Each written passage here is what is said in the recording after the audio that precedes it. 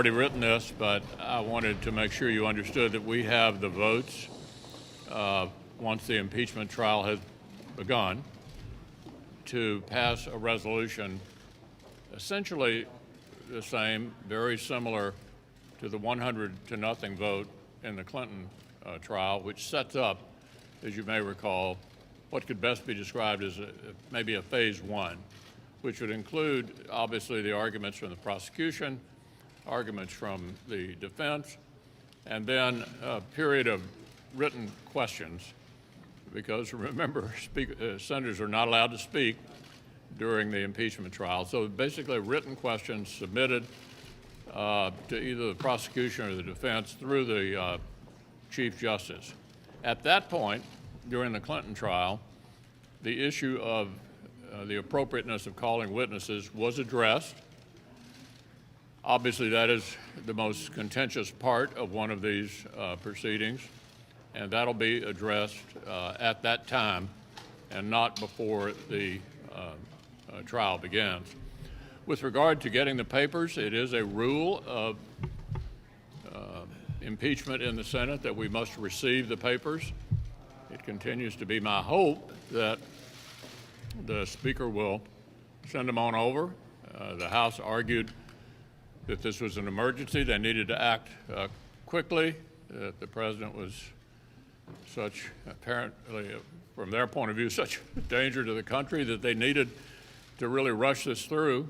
And then they sat on the papers now for 3 weeks. I hope that'll end this week. I understand there's considerable discomfort among Senate Democrats, some of them expressing that to some of you, over the continued delay in sending it on over. I wanted to touch on a couple of other things. There was some discussion in the last few days related to the Iraq episode that we're experiencing now about the appropriateness of targets. I want to associate myself with the Secretary of Defense and the Secretary of State with regard to the appropriateness of cultural sites being targeted. That is not appropriate. As many of you have already written, and I've been pretty open about it, courting the Secretary of State to run for the U.S. Senate. He's made a decision that I think clearly under the circumstances is best for the country to continue to serve in that role. I think clearly under these circumstances he made the right decision. That should not, however, lead to any excess observations on the part of the other side that Kansas, which hasn't elected a Democratic senator since 1932, will do it in 2020. We are all looking forward tomorrow to hearing from the administration about the situation in the Middle East, in Iraq and Iran. And I think that it's fair to say that irrespective of what people think about the geopolitics and some of the decisions and discussions there, that Soleimani was somebody who needed to be eliminated. And I make no mistake about it. He was a terrorist. He was responsible for killing hundreds of Americans and for terrorizing that region of the world for many, many years. And so we're anxious to hear about what the administration's process was in terms of that decision, and to hear about what perhaps may come next. With respect to impeachment, as the leader pointed out, the Senate is ready to do its job. We're just waiting for the House to send the articles, and I think the fact that they haven't says that this process is all about the politics of their base.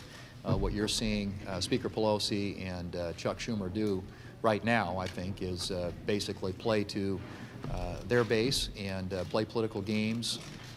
If there was such a sense of urgency surrounding this, obviously they would have sent it over here by now.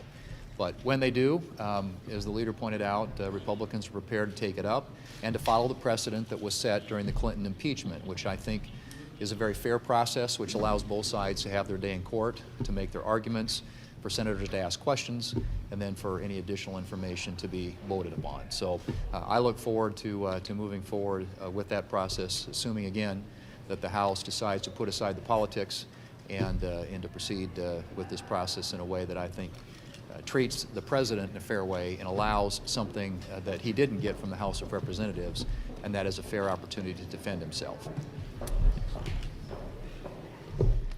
Well, following up with what the leader has said with regard to impeachment, the Speaker of the House really has no role or leverage in impeachment in the Senate. What she has been doing over the last 3 weeks is completely partisan, all political, and as was just announced, we do have the 51 votes necessary to move forward using the Clinton model for impeachment.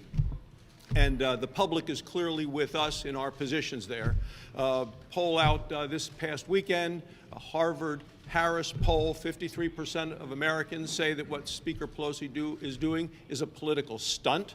56% say she's gone beyond her constitutional boundaries.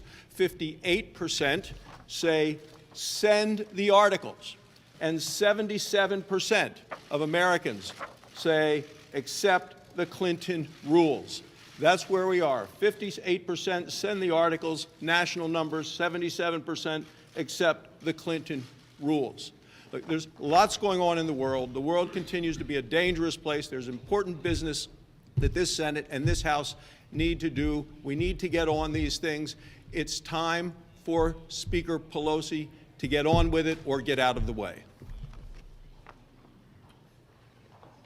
Well, economic numbers have not been this good for a long time and may have never been any better for working families. The report at the end of the year that wage earners, the bottom 25% of wage earners in America, had the biggest increase in pay last year of any group and the biggest annual increase in a long time, something almost at the level of 5%. The top 25% of wage earners had pay increase a little less than 3%. So we're seeing the economy begin to equalize a little bit, a demanding workforce, paying the wages that people need to have to work in this kind of economy where people are having more vacancies than people looking for jobs. Unemployment, the lowest it's been in 50 years, and all the other economic indicators from the stock market to consumer confidence to holiday spending, all good, dramatically better than just a year ago, and even more dramatically better than 5 years ago. People need to be feeling good about the economy. Their spending habits, their investing habits seem to indicate that they are feeling good about the economy. It's easy to let that good news not be talked about at a time when we're focused on so many other things. But if you're a family at your kitchen table and you see this situation compared to the one you were in 2 or 3 years ago, you understand you're in a much better economy and your family is in a much better place. Happy New Year, everybody. It's exciting to see the transition from 2019 on into 2020, and we certainly will have an exciting year. And over the holidays, while I was back home, people are excited about the new year and the fact that we do have a fresh start. And as I look at Congress with that fresh start, what we need to understand is we still have a lot of work to do for our constituents, the American people. And so we have had no delay. I am happy to report that things that matter to Iowans and Americans are already happening here in the Senate. This morning, our senior senator from Iowa and the chairman of the Finance Committee passed out of his committee the USMCA. This means a lot to folks back home. It means a lot to people all across the United States. And we are acting on it immediately. We're excited about that. We're also really excited that we now have a Phase 1 China deal, which hopefully will be signed next week. So while everybody is so focused on impeachment here, folks back home are telling me they are fed up.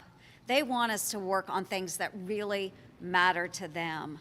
And that's what we're doing here in the Senate. I know the tides will turn maybe soon, maybe not. We don't know. Depends on Speaker Pelosi.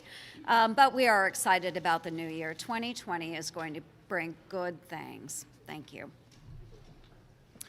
Well, good afternoon and Happy New Year.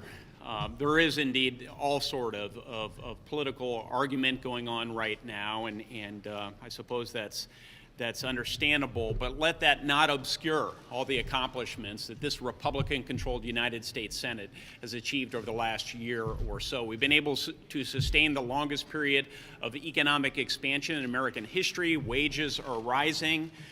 We have gotten a lot of faithful constitutionalists, a record number, onto the federal bench. We've come to an agreement on USMCA. We've gotten a full repeal of the medical device tax, and we've given our troops the largest pay increase in a decade. And we're not done yet. That's what I want to emphasize. Hoosiers, like so many other Americans, want us to get substantive work done on the back end of some of the important near-term things we're dealing with. So my priorities moving forward are going to be to deal with lowering health care costs, making sure that housing is more affordable for rank-and-file Americans, that higher education is accessible to all Americans, that we actually pass that USMCA agreement that we've come to terms on. We made a great first step today in the Senate Finance Committee, and I was proud to cast my affirmative vote for that. And of course, we always want to keep the American people safe and secure, our most fundamental responsibilities. So these will be my priorities moving forward. I know the Republicans in the Senate are committed to getting the work of the American people done. Thanks so much. Leader McConnell. Leader McConnell. Yeah, let me just add one more thing before going to questions. The other day, I noticed some of the Gang of Eight complaining about not having prior notice of the strike. Let me remind everybody, I've been in the Gang of Eight during the Obama years. When Osama bin Laden was taken out, I was not told in advance. I was called by the vice president afterwards. My reaction to it was, congratulations, you did the right thing. And as Joe Lieberman pointed out in the Wall Street Journal yesterday, where's the applause? Where is the applause on the other side for the demise of one of the most heinous killers who ever stalked the earth? This guy was the worst of the worst. Where is the bipartisan applause for eliminating this threat?